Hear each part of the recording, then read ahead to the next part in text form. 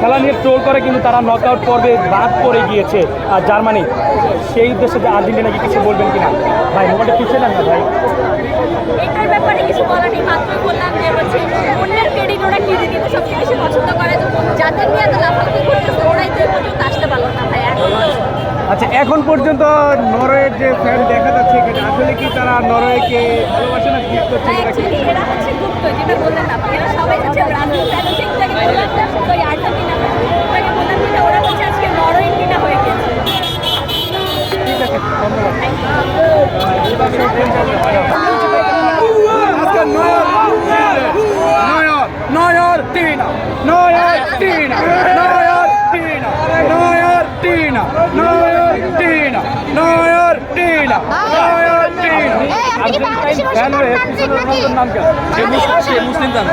আমি আজ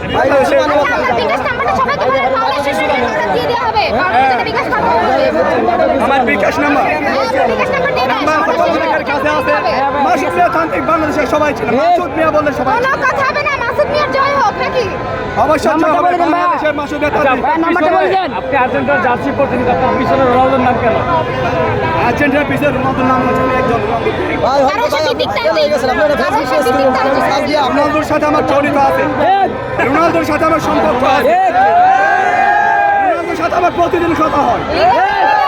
রোনালদো কোন সময় গোল করবে না সব কিছু আমি আগেই জানি। পর্তুগাল ফাইনালে যাবে, সেমিফাইনালে যাবে, কোন ম্যাচ হারবে এটা আমি জানি। আশা করি পর্তুগাল সেমিফাইনালে যাওয়ার আগে কোয়ার্টার ফাইনালে পর্তুগাল হারবে।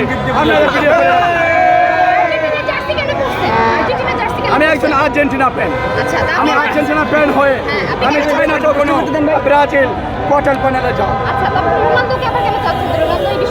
রোনালদোকে আমি খুব ভালোবাসি। আপনি আমার সাথে বাড়াবাড়ি করবো, আমি আপনাকে ধ্বংস করে দিতে পারি।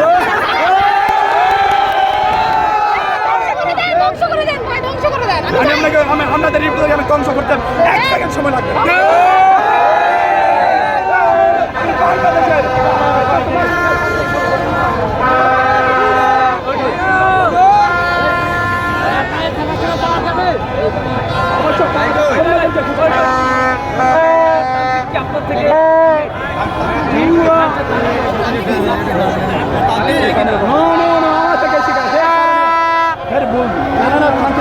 আমার থেকে শিখা, আমি মেন চাকরি মাসুদ মিয়া আজকে ব্রাজিল হবে, এটা আপনারা ভিডিওর মধ্যে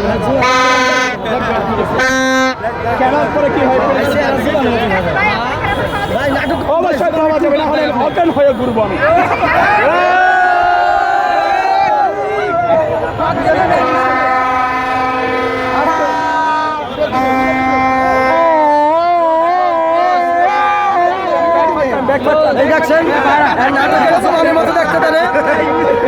নাটকের জোবানের মতো দেখতে ভাই, আপনি টু ভাই জোবানের টু ভাই, টু ভাই ভাই করছি